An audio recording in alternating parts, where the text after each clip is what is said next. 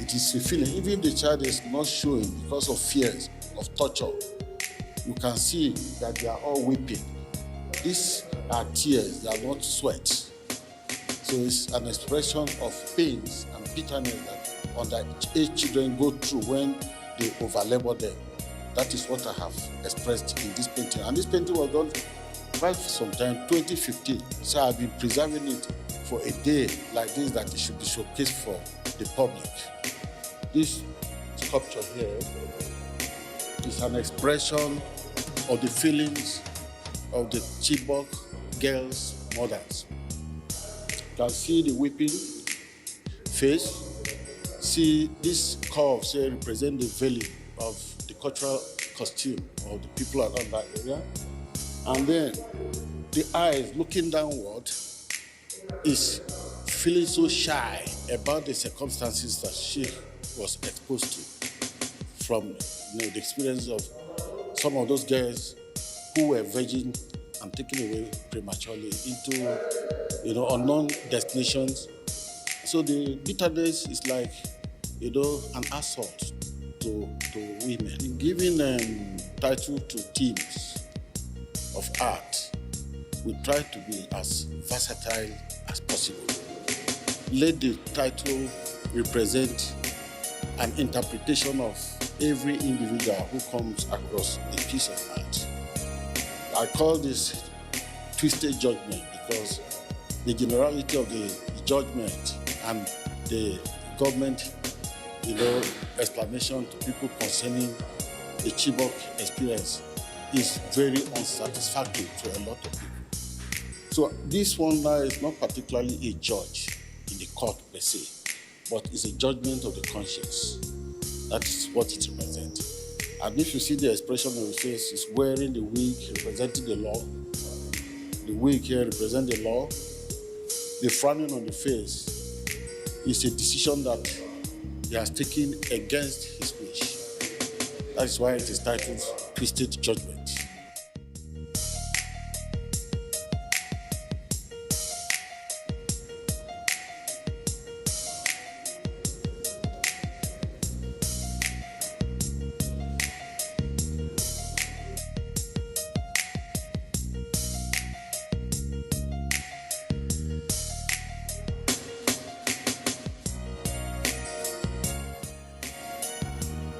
The usage of the line to make statements marvelous, and I'm so happy for him because all what he's trying to do is to pass a message. And as an artist, the art that comes from the inner mind is different from the art of carrying somebody's picture to put and draw. For me, I don't look at those things as being creative because already the original person is being made by God. But like this your own creativity, what comes into mind, your thoughts, and the presentation of itself, the rendition. So it's what marvels me. This is an expression of love. It is a direct composition. When you see people coming together in embrace like this, it portrays either a reconciliation or an expression of love or unity.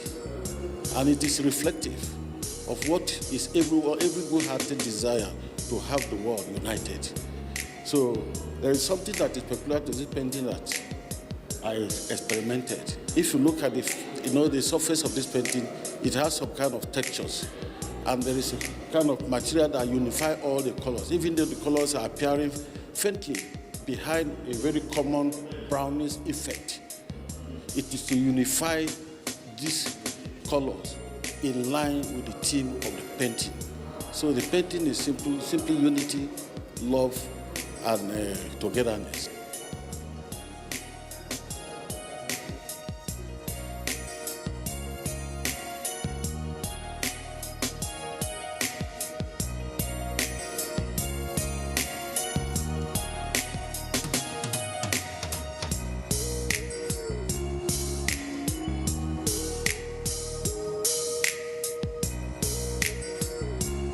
Right from when I was a child, I've been watching him draw, make sculptures, mold and all of that. And he actually has a passion for it. And we've really been waiting for this day when he will do his solo exhibition. And I think most of his artworks are missing. So we're like, okay, pick a day and do this before they buy them all. Because when I say missing, I mean they've been bought. Yeah, so yeah, we've been waiting for a day like this when he would showcase his work.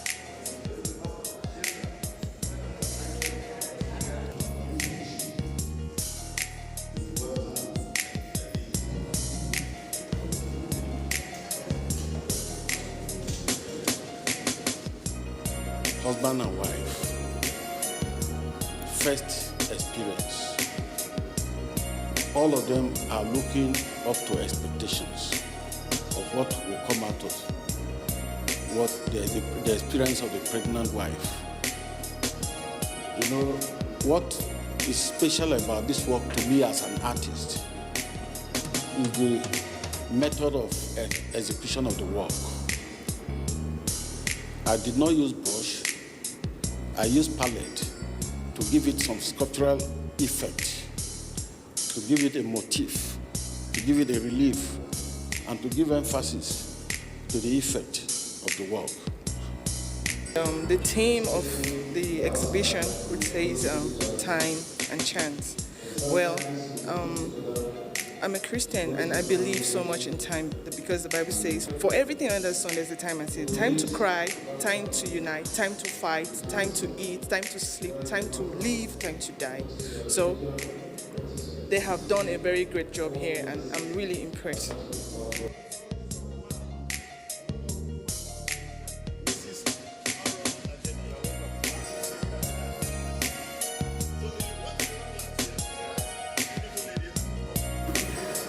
This painting here is about royalty. This is the queen, and that is the king. All the figures in these compositions are entertainers, creating amusement and entertainment to adore the royalty.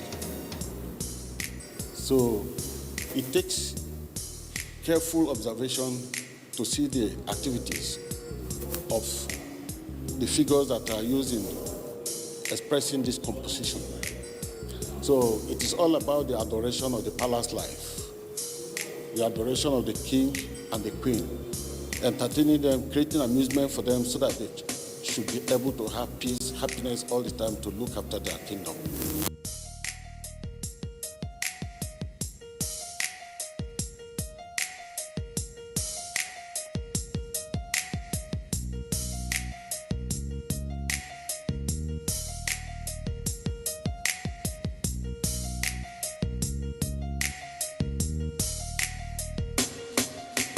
Mr. Jenner's works are they're mind-blowing. The work is so fantastic. You know, this work and can meet any international exhibition.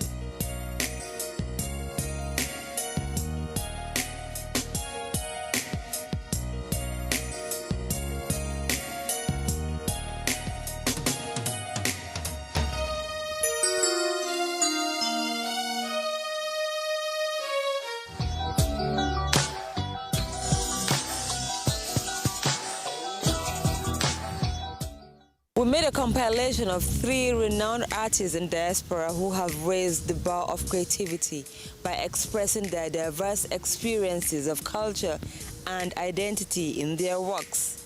The trio are Yinka Shonibari, Osarentin Ehosa Henry, and Kaide Wiley. Please enjoy.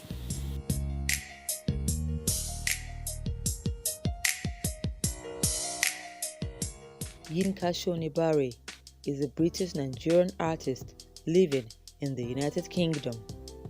His work explores cultural identity, colonialism, and post-colonialism with the contemporary context of globalization.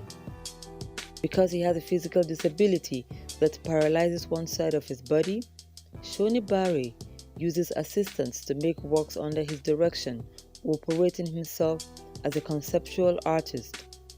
A hallmark of his art is the brightly colored Ankara fabric he uses. I make my work is that I start from sketches, or I also start from research. If there are issues I'm particularly concerned about, then look for ways of representing those. But then the actual making of them, I have a studio in which I work with different craftspeople. When I was at college here, I had a lot of interest in international politics, and I basically was making work at that time about what was going on in Russia at Perestroika. And one of my teachers said, but you're of African origin, aren't you? Why aren't you producing authentic African art? And it was actually at that point I started to use the fabric in my work, because I felt that the story of the fabric is very interesting.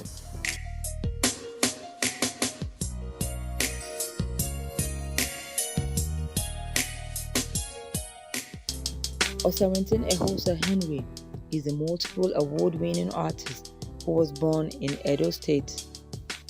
He trained at the famous art school, Auchi Polytechnic, Edo State. His sense of creativity never diminished in his chosen creative path as he continued to practice his craft. He won Life in My City art competition in 2013, and he was also the winner of the Spanish painting competition in 2011. Osarintin Ehosa Henry has been practicing as a painter and sculptor. His technique captures the actual appearance of his subjects, composed into a space in a visually arresting manner. He relocated to the United States, where he has had 2 solo exhibitions to his credit and a number of group exhibitions.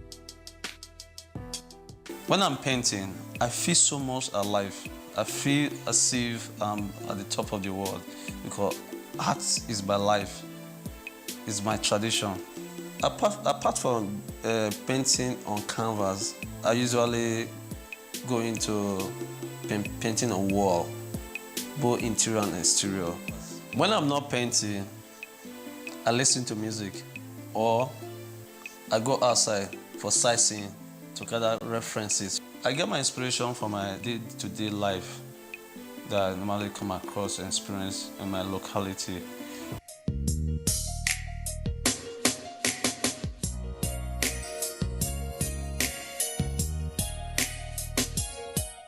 Kehinde Wiley, a New York-based visual artist who is better known for his highly naturalistic paintings of African Americans, is of Yoruba descent through his father, and his mother is an African American. He has firmly situated himself within art history's portrait painting traditions. He was the first black artist to paint an official portrait of a U.S. president. He was commissioned by the Smithsonian National Portrait Gallery to paint a portrait of former President Barack Obama in 2017. His works engages the science and techniques of the heroic, powerful, majestic, and is sublime in his representations of urban, black and brown men found throughout the world. In 2018, Kehinde was included in Time magazine's 100 most influential people in the world. Artists are people who occupy different spaces, and I think a lot of us, not only artists, but people of color, know what it means to code switch. Being able to occupy multiple spaces, in a way, exemplifies where America is. The conflicting twin narratives that can be at once appalling and beguiling exist in all of us, and I think that's part of what my work is about. What I was always struck by whenever I saw his portraits was the degree to which they challenged our conventional views of power and privilege. Historically, portraiture has always been about saying yes to things that we want to celebrate. A society saying, who are the people that we collectively want to honor? And particularly with a presidential portrait, this is the highest aspect of that tradition. And it's been an extraordinary honor to be able to participate.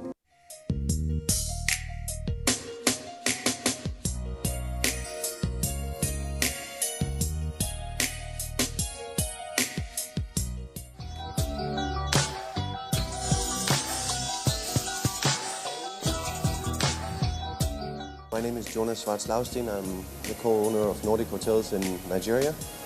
I would like to endorse Visual Impressions. I think you should keep watching it. It's a fantastic program. Cheers to that.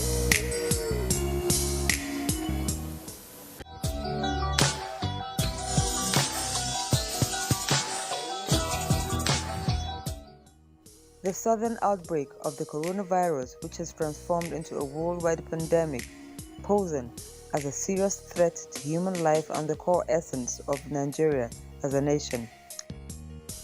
There was an exhibition which was recently held at Dream House Art Gallery with the theme United in Pandemic and United as a Nation. The purpose of the exhibition was to highlight the artistic version of expressions in the fight against the coronavirus pandemic by beautiful strokes of brush and canvas. People were predicting how the pandemic would hit us.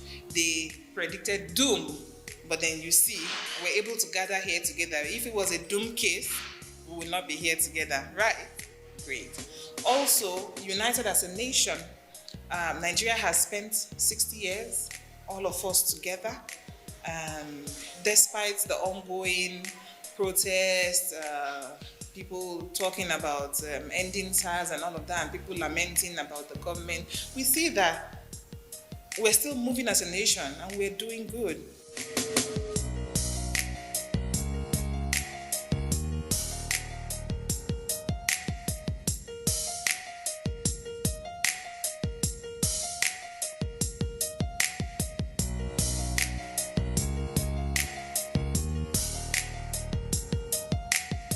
Painting titled Make a Move.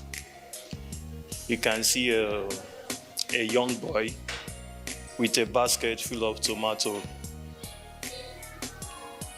He doesn't move out to this actual spot, hustle or look for any other business. We just stay.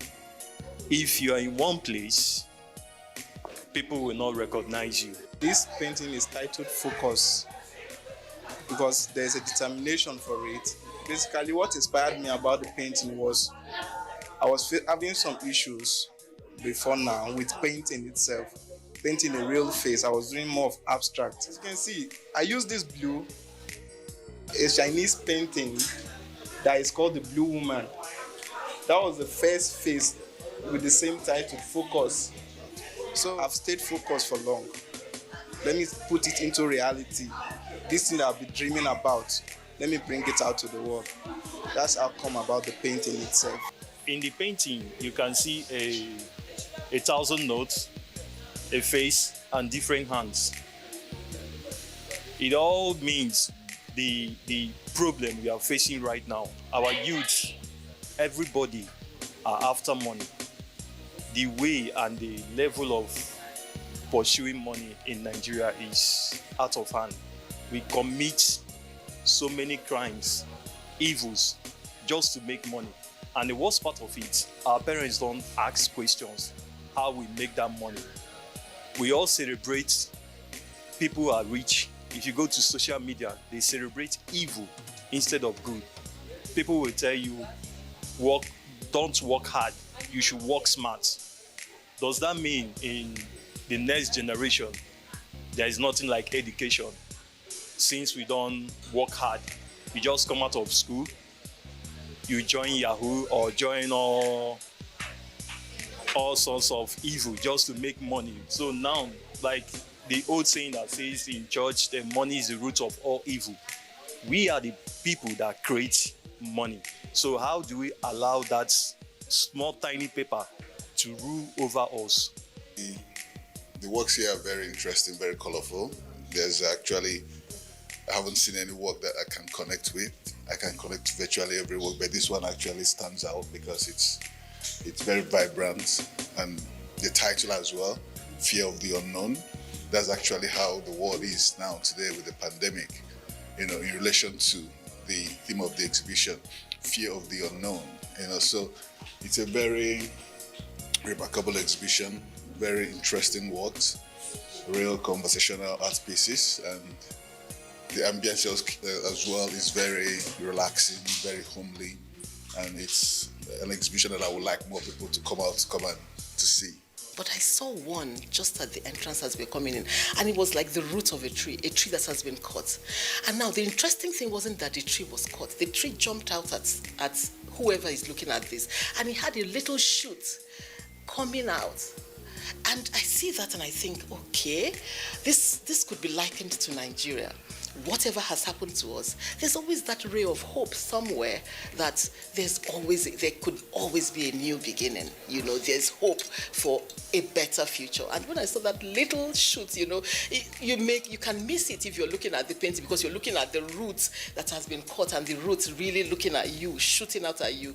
So you may miss that little growth at the tip of that tree. And I thought it was absolutely amazing.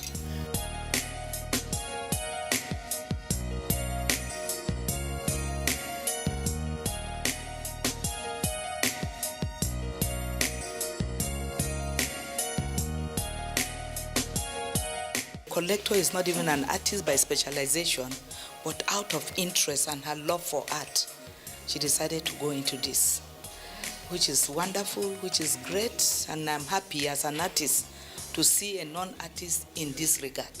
So my mom has a civil service background and feels that you must be employable. They are not of the school of thought that one can employ themselves, but you can't blame them. That generation, a lot of them were public servants, right? So she will always be like, who is going to employ you? Nobody. How can you study finance in school? Where would they employ you? Nobody, no. And so my mom filled in quantity surveying for me, and that's what I went ahead to study in school. When they go with the idea that they want to study art, the parents will say, are you mad? We are talking of law, we are talking of anything to do with medical, doctors, we want medical, we want engineers, and you are talking of art, forgetting that without art, you can't even read other subjects. So when you read art, you are opened, and you can do better, you can see better. The artist is everywhere. You can see the creativity of the work that has been done. It's just ingenious, some of the materials that they have used to put some of this artwork together. It's really great, and we should encourage them. Yeah, there's a lot to do, and all you have to do is allow your mind to roam around, create something. Some of the materials that have been created here, they are created from scratch. They're unique.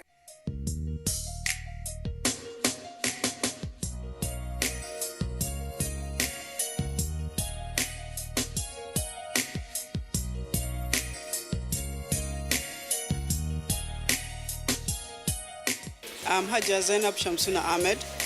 I watch visual impressions, and I urge everyone to keep watching visual impressions. Very nice program.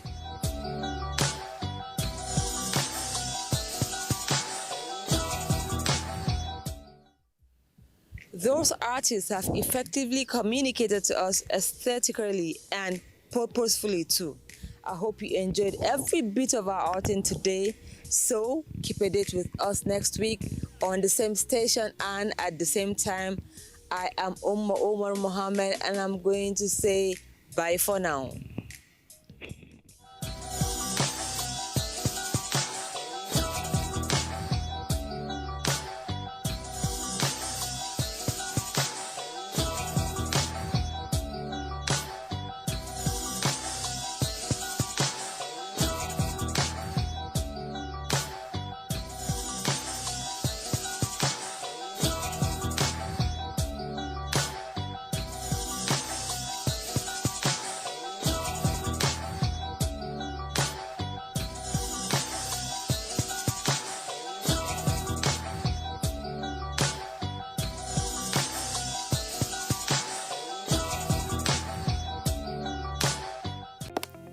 Although social media as a channel of communication is inherently harmless, it becomes harmful and damaging when used without discretion and thoughtfulness. Bad social media users spread rumors and fake news without verification. But good social media users stop, reflect, and verify information before sharing it. Be a good social media user. Stop the spread of fake news. Verify the authenticity of your source and use social media responsibly for a better Nigeria. This message is brought to you by the Nigerian Television Authority, NTA, in collaboration with the National Orientation Agency.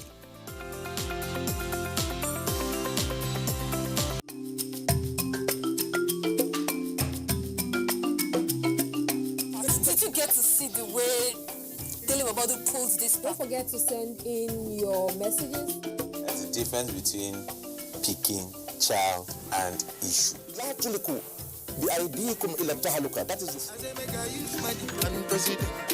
can do more with less people.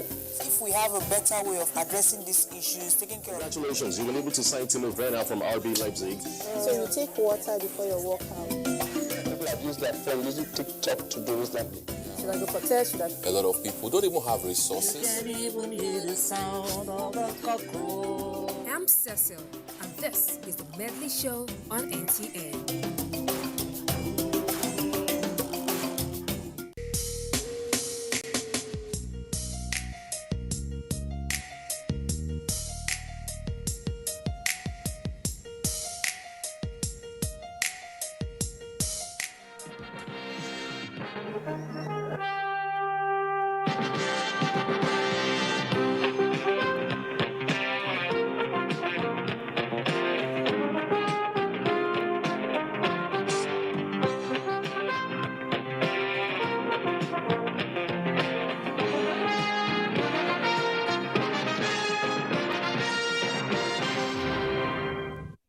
Nigerian Labour Congress embarks on 5 days industrial action in Kaduna. Well, how often do you check your blood pressure? Today is World Hypertension Day, and this year's theme says you should measure your blood pressure accurately, control it to live longer. Well, these and more you get on Panorama today. Thank you very much for joining us. I'm Ruth Aguela.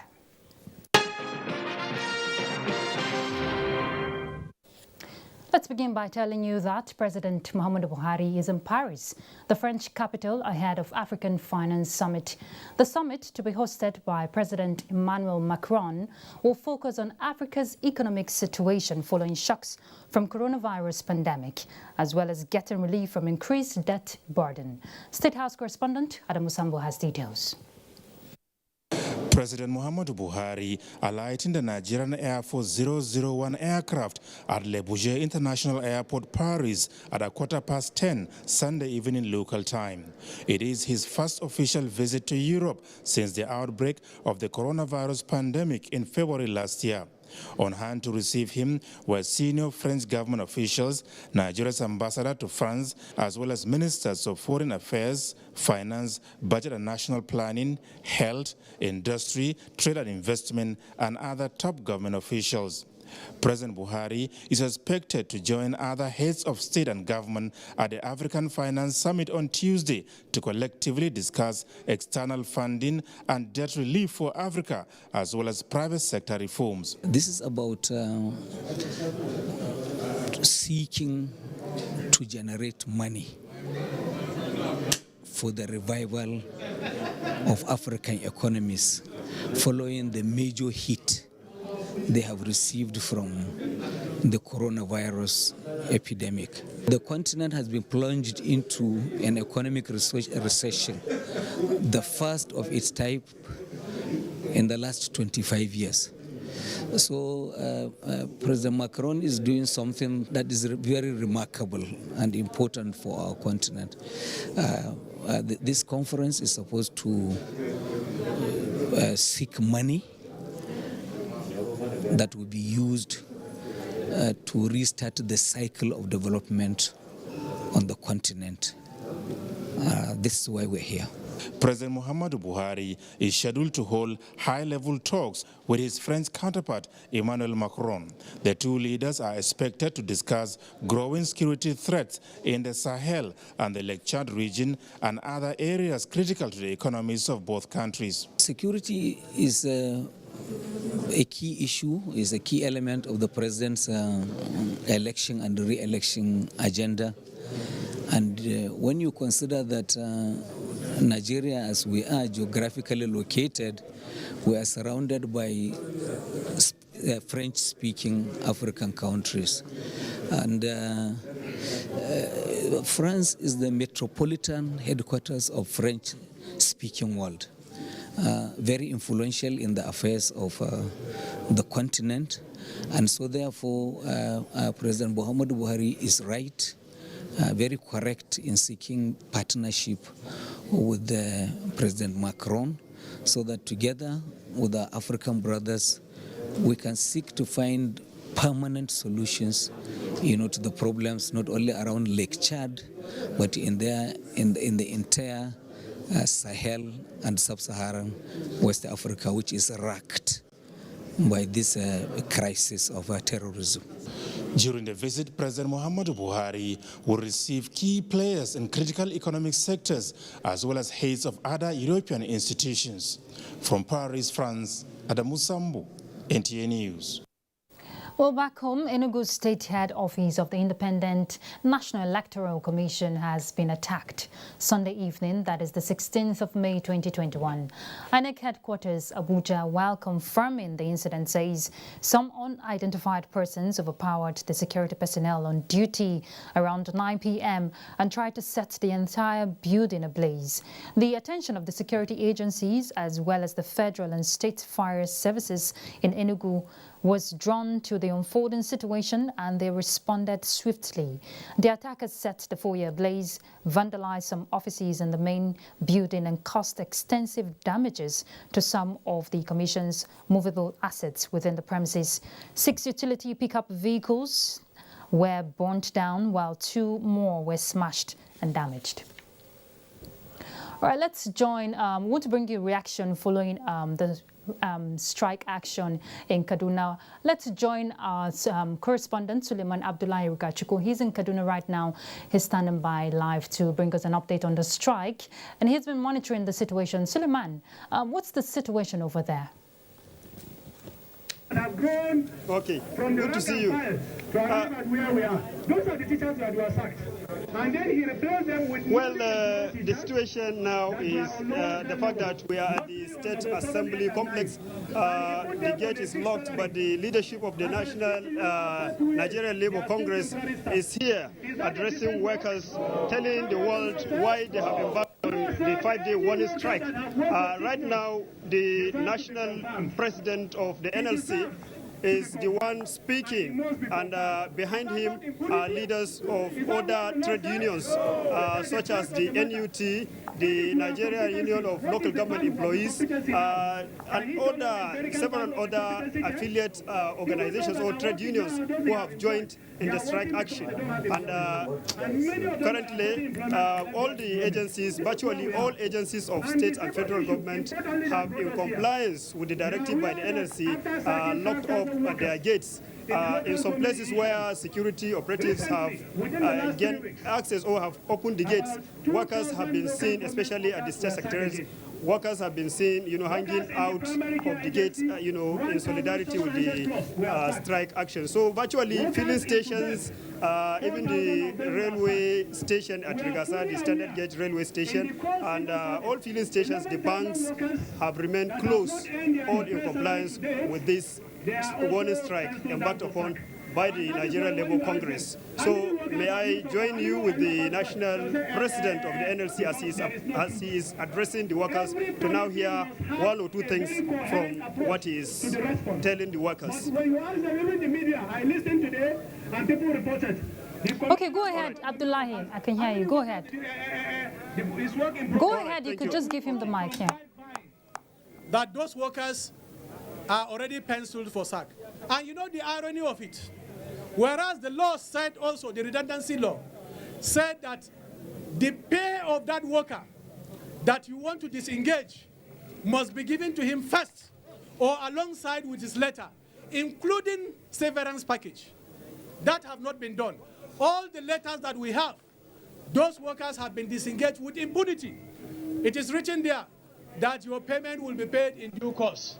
The same way done to the primary school teachers. So, comrades, the all right, implication Abdullahi, of this that should be it. To Kaduna State people is Abdullahi, so can you hear me? That should be it. When breadwinners of a family are men... All right, well, that is the, the address by the national president of the NLC, talking about why they have embarked on this one strike, citing several examples. Some of these things he is mentioning have been written on some sheets of paper which have been distributed or shared among the striking workers. It has to do with arbitrary sacking of workers, non-payment of entitlements to those who have been sacked before, both at the local government level, the state level, and the plan which they have, claimed the state government is planning to sack more workers. So these are some of the issues he's highlighting, and he is also expressing the resolve by the NLC and other affiliate trade unions to continue with the industrial action. All right. Hopefully, there will be a kind of negotiation. Then the reports we have gotten from Kafanchan and Zaria also suggest that banks have remained closed, filling stations have remained closed, workers have complied with the industrial action in those areas. So this, our reporters informed us earlier. Okay, thank you very much, Abdullahi, for that update. We'll definitely get in touch with you as the events unfold. Thank you. Thank you very much. Thank you. All right. Our correspondent there giving us an update on the strike action. We hear is a major shutdown in Kaduna, but with their reactions, especially from the Kaduna State Head of Service, Bara'atu Mohammed, who reacted to the industrial action by the Nigerian Labour Congress. So let's see that. As you are aware, civil servants below grade level 14 have been at home since November last year due to the COVID-19 protocols.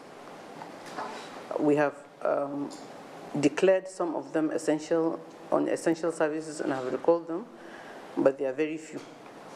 We have issued a circular directing all MDAs to open registers, attendance registers, so that we take attendance of those on level 14 and above that may refuse to come to work. Those below level 14 should continue to stay at home until we issue a circular to recall them. The circular that we have issued is only for level 14 and above and those who are on essential services, whom we have recalled to be coming to the office. That's the. All right, the head of service, Kaduna State, they're reacting to the industrial action going on presently in Kaduna State. You're watching Panorama. Let's go on a break. We're back. Stay tuned. We need to reach out to the people. We should convince them. We should use the systems that we have used before in getting our people vaccinated over the years. Please, this is good for you and good for others and good for the health of all Nigerians. I want to reassure our people that as your governor, I will not subscribe to anything that will harm you nor affect your well-being. Which has helped other states, including states, to demonstrate capacity to rise to the occasion in our collective effort to win the deserved war against COVID-19. From all indications, quality, safety, efficacy, the benefits outweigh the side effects. So, from all indications, it's generally safe. I have to congratulate Mr. President and particularly the PTF headed by the Solicitor government.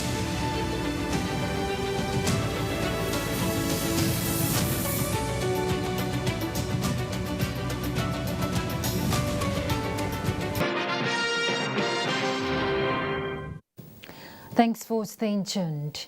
1 in every 4 men and 1 in every 5 women are hypertensive. Well, that's according to statistics. Aisha Uba Ali in this report examines the causes, prevention and management of hypertension.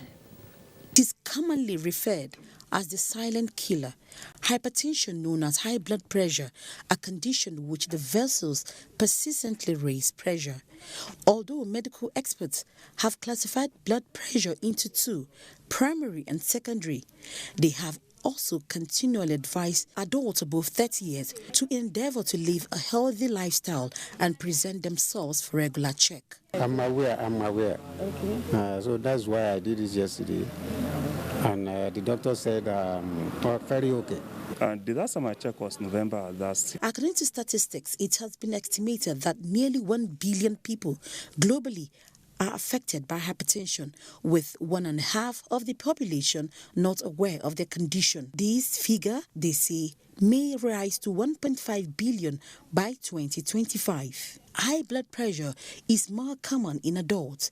Medical experts say it also presents in the World Hypertension Day, which is marked every May 17th, is to create awareness and also make people understand that it can be prevented and controlled. But if the pregnant woman, after having had her baby, she was already what we call pre-eclamptic and eclamptic, who knows, and she continues with her habits of heavy fats diet and being sedentary, not even moving because she has a little baby with her, then hypertension might come to be her neighbor. The World Hypertension Day was first inaugurated in May 2005, and 16 years after, it has remained an annual event.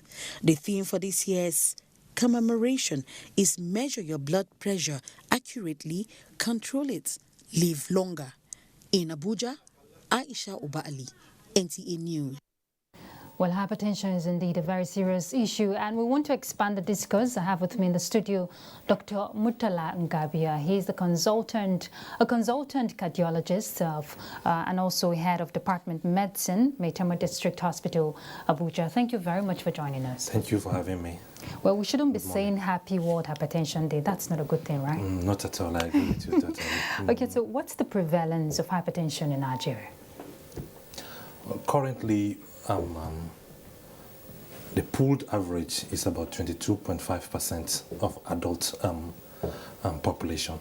It shows that Nigeria, having a population of about 200 million people,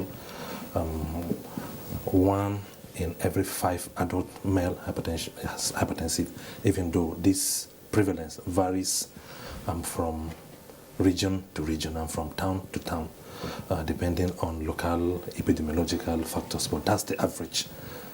That's what we see. Okay, but how aware are citizens of the prevention courses, and even care? There's this maxim about the rule of 3, a rule of 30%, that of 30% of adults having hypertension. Among all adults having hypertension, only 30% are aware. Among those that are aware, only 30% are on effective treatment.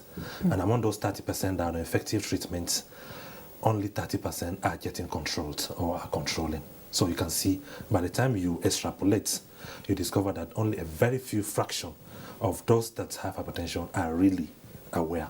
30 of 30 of 30. So you eventually get to only about 10 or less than 10% that are actually taking medications and getting controlled. If you have an average of 50 million people, for example, in Nigeria, let me just use that figure. Eventually, only a fraction, 5 million, for example, are on effective treatment and getting controlled, leaving the vast majority of them carrying with that such heavy burden and not even taking the medication appropriately and not getting controlled. Would you pin it to the fact that because there is this new revelation, I don't know if it's new, you would tell us, you're the expert, young people are coming up with hypertension. Is it because people are not going for regular checkup because there's this perception that it's only when you're getting old, you get to see signs of your BP increasing? Absolutely, absolutely. Young people, quite a lot of young people are getting to come down with hypertension. Hypertension generally, broadly 2 types. We have what is called primary or essential hypertension, the one that is adult onset, and then we have what we call secondary hypertension. Secondary hypertension means that there is a cause. There is a traceable cause. You can find it. What is the cause? Quite a number of times, the first culprit is the kidney problem. Okay. Yes, if you see a young man, less than 25 years, okay, I'll use 25 now, coming down with hypertension, you need to actually aggressively check. There are quite a number of conditions that can bring about that, but number 1 culprit is the kidneys.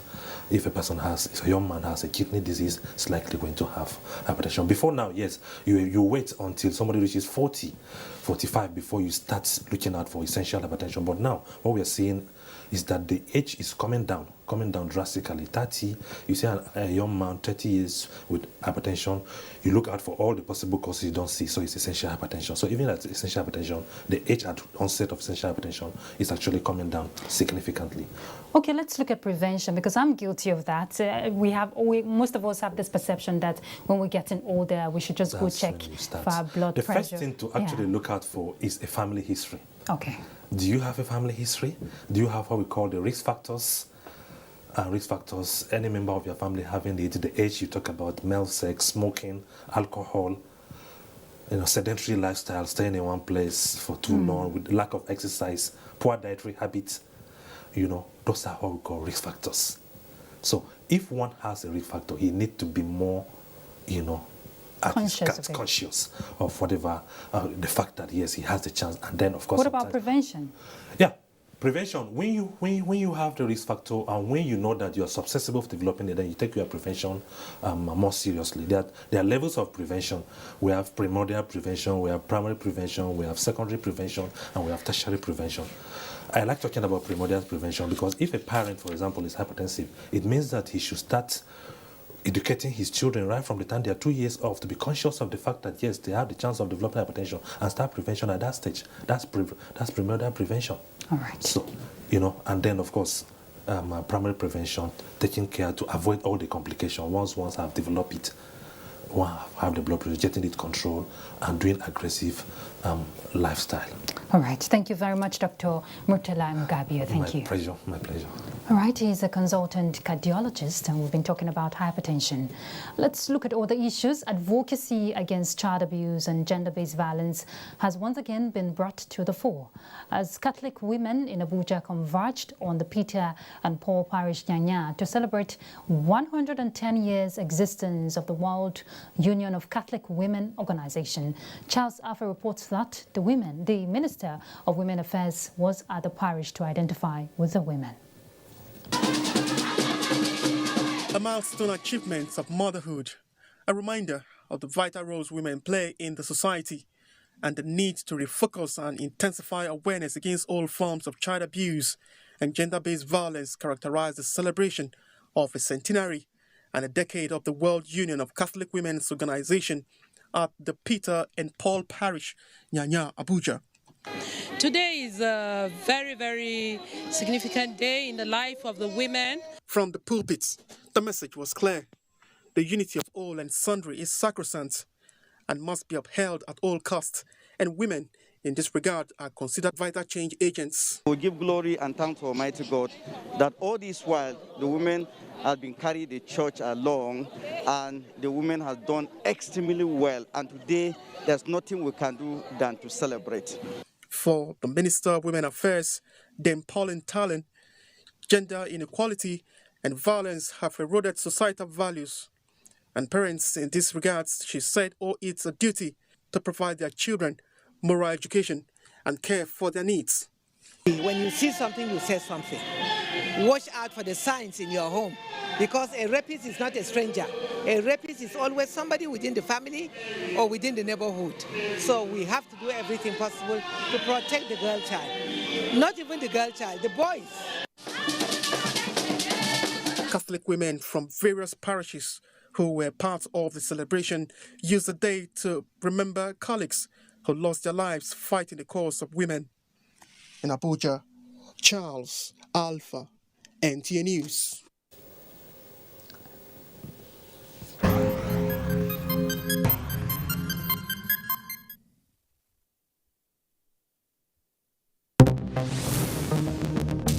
You can get more news and updates on www.nta.ng or follow us on our Twitter handle at NTA News Now. You can also like us on Facebook at www.facebook.com/NTA Network News, and also stay connected and subscribe to our YouTube channel at www.youtube.com/NTA News Online. Also remember to watch our news live streaming at www.nta.ng/live.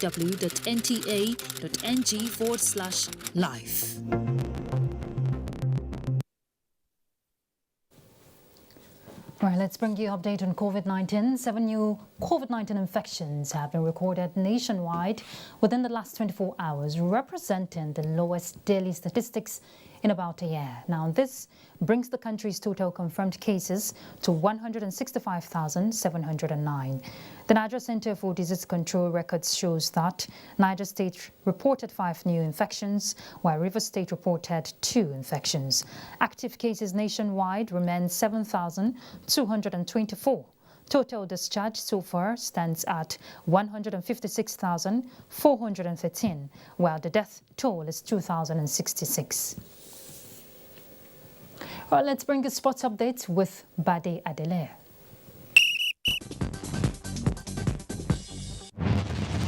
The president of the African Mini Football Confederation, Ben Salah Atraf, arrived in Nigeria Monday for a familiarization and inspection tour ahead of the second African Mini Football Confederation Nations Cup, scheduled for 8th to 17th July 2021 in Ibadan, Oyo State. The president, after meeting with some bigwigs in the Nigerian sports fraternity in Abuja, will be in Ibadan to assess the country's readiness to host the event. We're coming here to send positive message to all other countries around Africa and around the world that Nigeria is very safe and ready to host African Nation Cup. The Nigerian Television Authority has been named the official broadcaster for the tournament. Meanwhile, Akwa United head coach Kennedy Boboye says his players must remain focused to realize their dreams of winning the 2020-2021 Nigeria Professional Football League title.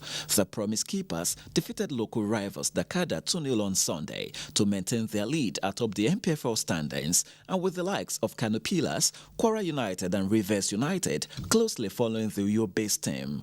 Boboye has urged his team to put an end to their wastefulness in front of goal. It has been a problem in not just Akwa United, I think virtually teams in the Premiership, because any team you play against, you see chances being thrown away. Elsewhere, Super Falcons captain Asisat Oshoala is still relishing winning her maiden UEFA Women's Champions League with Barcelona. The Spanish champions demolished Chelsea 4-0 on Sunday to win the Champions League for the first time in their history, with Oshoala coming on as a second-half substitute.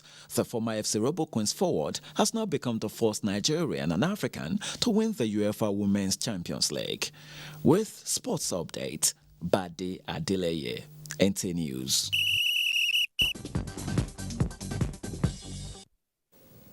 We're done with Panorama. Thank you very much for your time. But remember, the fight against rape and rapists is still on, so do well to connect with us. I'm Ruth Aguela. Bye.